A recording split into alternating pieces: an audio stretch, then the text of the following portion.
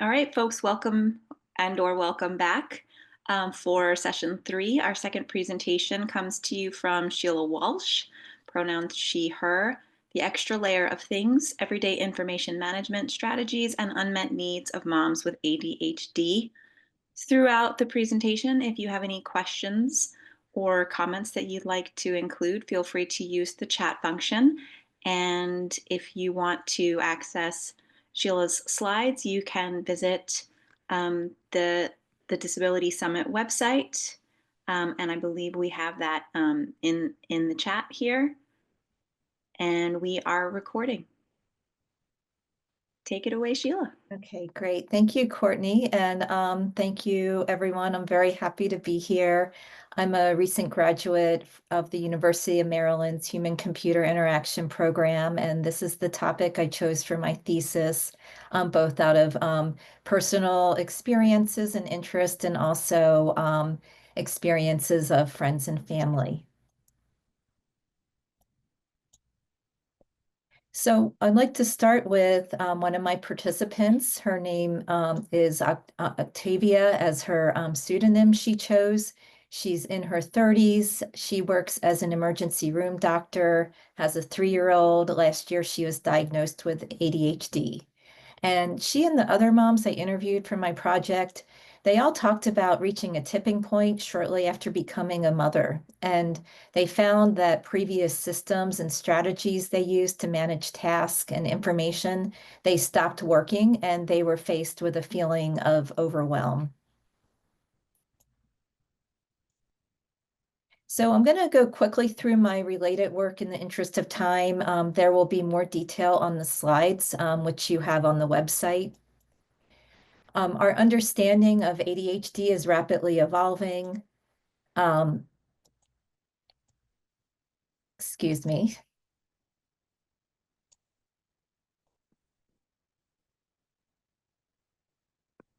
Okay, understanding is rapidly evolving, and I think Dr. Jackson summed it up quite nicely in the last presentation. What's very interesting to me is some researchers say it's having an abundance of attention and not a deficit, and also that it runs in families. And in women, ADHD is undertreated and under-researched. Inattentive presentation is more common in women. And one of the reasons it's underdiagnosed is because it's less, the inattentive presentation is less obvious in school settings. And also girls and women with ADHD tend to mask their symptoms.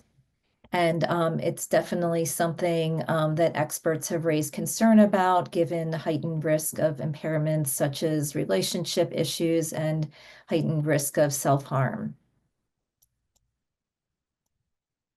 And then looking specifically at moms with ADHD, there was not much research on them. What I found related to their effectiveness as parents, some of the main challenges faced were managing household and organizing and completing daily responsibilities.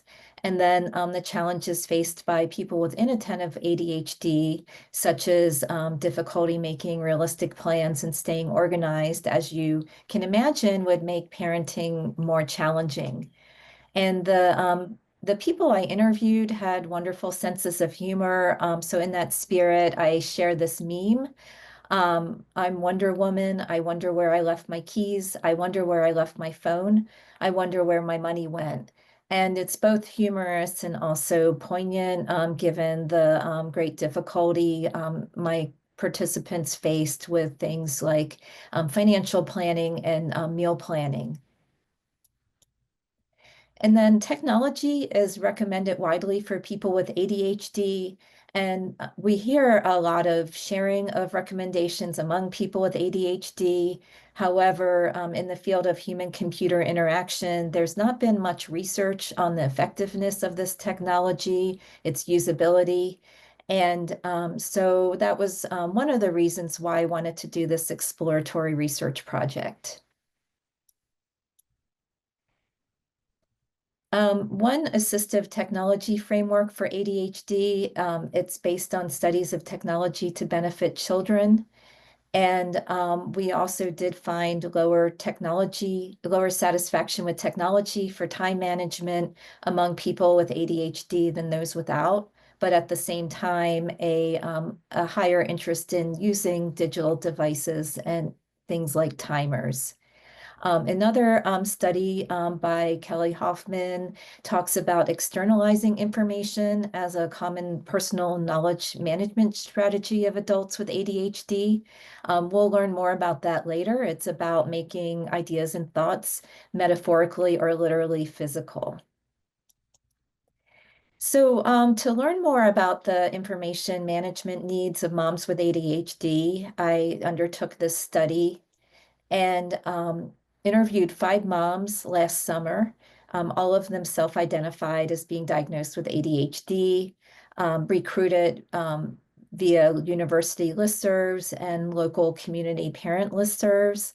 Now, this is a limitation of the study. This does not represent women with ADHD or moms with ADHD in the United States in general, but as an exploratory study, I wanted to gather some basic information and ideas for future research.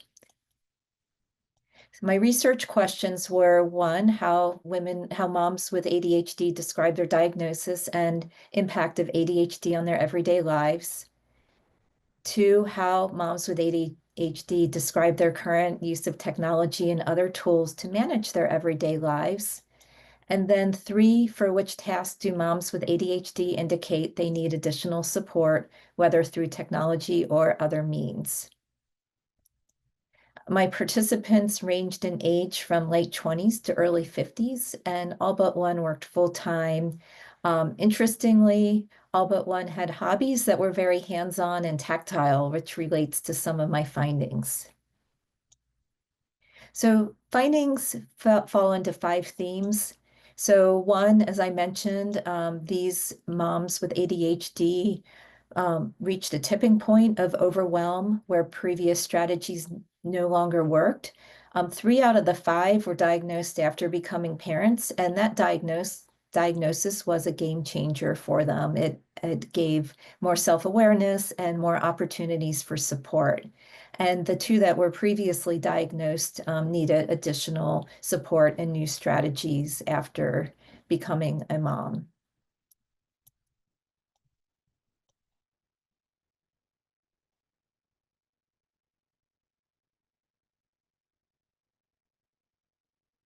So second theme is about the tasks that need more support. They fell into 4 categories. Physical self-care, things like going to the gym, even brushing your teeth and personal hygiene. Household tasks, planning and coordination for the family, such as setting up medical appointments, and then career and hobby, not day-to-day work tasks so much, but things like updating your CV in hopes of growing in your career or finding uninterrupted time for your hobbies. Third theme was abandoning tools that were previously used, things to keep track of information and tasks. And all of the participants, they found that their previous tools no longer worked. And the workflow on the right was one participant's attempt to integrate paper and digital systems together.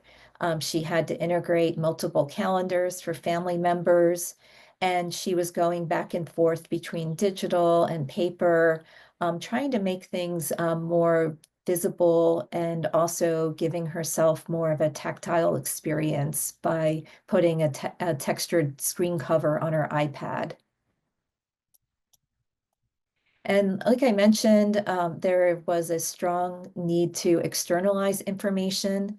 One participant said, "If I see the piece of paper, it's there. It's like it says hello." And then other people talked about when information is hidden in apps, it's out of their sight and they forget it. They compared it to putting vegetables deep in a refrigerator drawer where they just go to waste.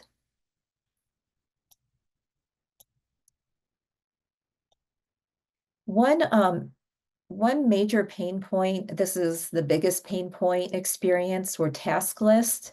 And all of the participants kept creating and abandoning task lists. When they added all the tasks they had for their personal lives, for their jobs, for their families, then the volume on the list became overwhelming, and they would start creating smaller lists on scraps of paper or recreating new lists. And so this is an area where more support is needed. Some participants wanted to get more help with prioritizing and surfacing tasks that were relevant to the current time or location.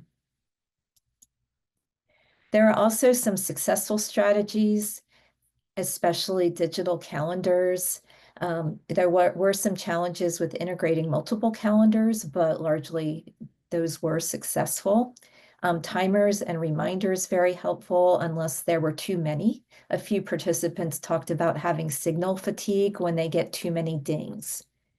Voice input on phones and watches to avoid having to pick up your phone and get distracted. And then some very creative usage of AirTags and Find My Phone. One participant put an AirTag in her kid's backpack so she would know where the school bus was and could get to the bus stop right on time so she could optimize her time at work. So I'm going to just jump ahead to recommendations. So first of all, recommendations for future technology design. One is to integrate paper and digital tools to allow users to benefit from each. One potential way to do that is Rocketbook, which allows a more tactile experience, and then that is translated into digital information. Allow easy externalizing of information, both in physical and digital formats, engaging multiple senses, especially tactile and haptic, which is vibration, such as on smartwatches. And then having smart reminders, things that to get support setting them up, having some automation, making them customizable, and having varied kinds of sounds when you get the reminders. And then also hiding information not needed at a particular time just to prevent feelings of overwhelm, not having to worry it will be forgotten, to get a reminder at the right time to come back to those tasks or that information. And then very importantly, ways to facilitate social support.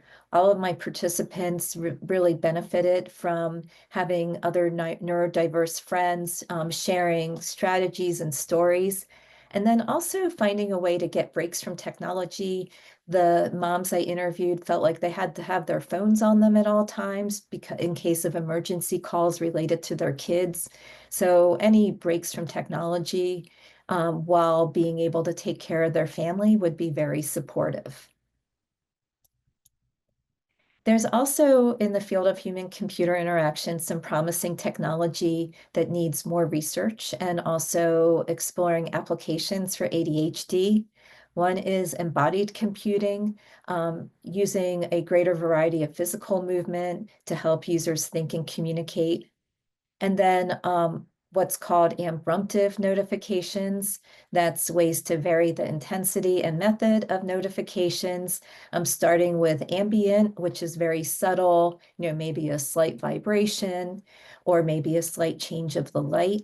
And then using disruptive notifications like a ding or an alarm only if needed. And then also exploring uses of AI and machine learning to support task intake and prioritization and smart display. So I was really happy to hear about Dr. Jackson's research that is underway. And then future research that I would like to do, I hope others will do as well, is just more and larger human-computer interaction studies of adults with ADHD, ways to bolster executive functioning for self-defined priorities, and then participatory design, designing technology with moms with ADHD rather than for them, and then focusing on the most important task to the users. And then finally, family information management. There's not been much research in that area, ways for family members to coordinate information and tasks and to support equitable division of labor in households.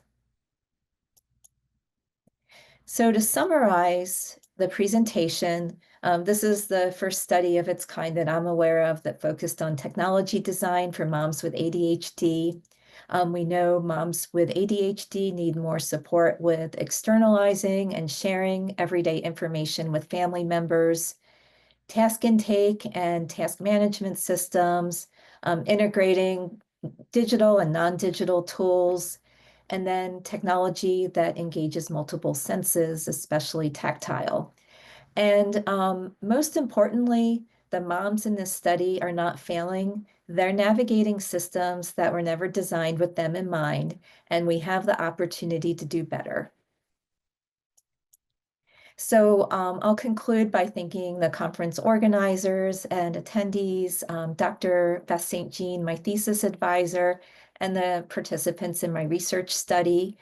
Feel free to email me if you know of opportunities for designing tools and technology for adults with ADHD. I'm interested in applying this research. And if you're interested in getting a one-page summary of the presentation. So with that, I will turn it back to Courtney for Q&A. Great. Thank you so much, Sheila. We've got some shout outs to Dr. Beth St. Jean. So thanks for acknowledging her, and thanks for sharing your research with us. So some recurring topics that appeared in the chat. We're wondering about applying intersectionality to your research, in terms of how well you see it working for not just moms but primary caregivers, gender queer parents, other adults with ADHD who have parenting responsibilities, beyond just moms.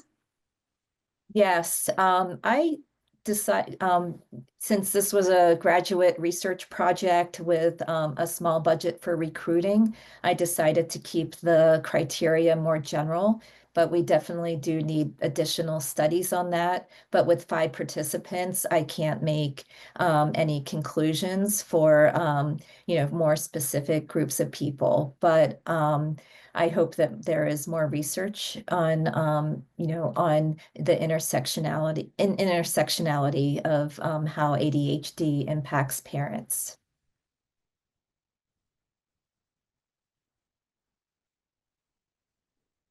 What would you say are one or two things that would be most helpful for moms or caregivers with ADHD, and where should they start? That is a very good question. I think first of all, having fewer things to do, which that's not always within their control. But I think blocking out time to be away from technology and to prioritize that first time for themselves or fun with friends and family. So there's time to feel, to step away from that and to take a break. Yeah, absolutely.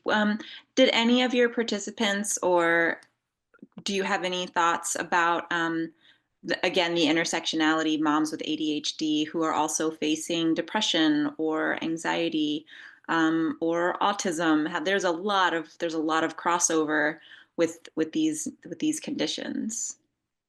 Yes, several of the moms I interviewed mentioned, facing anxiety and depression. And I think it's, I think the feeling of overwhelm from too many tasks, it's all tied together. So, for my specific study, I just really stayed focused on how they manage information and what their self-identified needs and desired technology would be.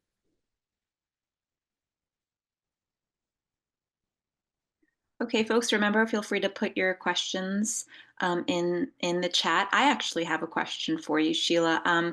Did any of your participants, because this is a personal struggle that I have. Not only do I have ADHD, but like Dr. Terry, everybody else in my family does. And um, how, if any of your participants had the same experience, navigating not only a personal diagnosis, but also then balancing out your children and partners' diagnoses and navigating where they intersect, but also where they collide.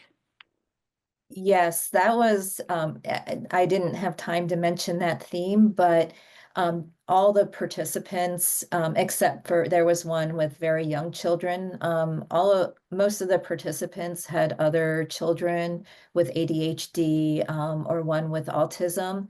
And so that was a huge challenge, just scheduling all the appointments, both for mental health or ensuring education support was given.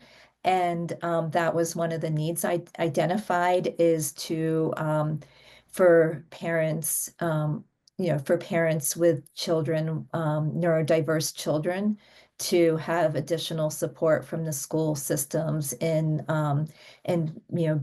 being able to schedule all these appointments. Several said that that was their top concern, and they would put that ahead of put that ahead of their own personal needs, and also deadlines at work and things like that, that they would go to the ends of the earth to help their children. At the same time, people tended to hyper focus on that. And so I think some additional support is needed, but we'd have to figure out how to design that. There. So what about the participants, and did any of your participants share their diagnostic processes, especially in a healthcare system that can be dismissive toward underrepresented groups, and having a diagnosis helps with self-advocacy. Were these themes that appeared in your research? Yeah. And did you see that technology was supportive at all? Um, they we didn't get into much detail about about their experiences getting a diagnosis. They all self-identified as having been diagnosed, and then three of them were diagnosed after having a parent, and it came to light because they noticed symptoms in their children, and their children got diagnosed. So we didn't go into great detail about the difficulty of getting that diagnosis, however. It's a lot of research. There's a lot Yeah. of room to research. How about thoughts about integrating school communication systems with personal technologies that parents could use? Yeah, that definitely was one of the design ideas that came out of it. Several of the parents with school-age children had a lot of anxiety about forgetting some of the day-to-day needs, like, oh, today is bring a hat to school day. And these are people that have great responsibility and achievement at their jobs, and the fear of forgetting a cupcake or a hat cause great anxiety. And of course, there's more serious things, related to education. So one idea was, in the systems used by schools, like there's like Blackboard and some other commonly used systems, if they could um, have the ability to have task in those, I keep saying symptom systems, that would integrate into people's various ta calendars or task management systems. That would be very helpful, because some of the parents talked about every year having to manually enter all the calendar items for the school year into their calendar, and then those are always changing. So I do think that schools could make it easier. The systems that schools use could make it easier. Great. Sheila, you may have mentioned this at some point during your presentation, but did you have demographics on your participants? In terms of race and ethnicity. Race, ethnicity, socioeconomic status? Yeah, I did not get that. I decided to keep the recruiting very open-ended. So the criteria was moms with ADHD within a certain age range and also having one child living at home. So I wanted to get just an initial snapshot um, of of this of a general population.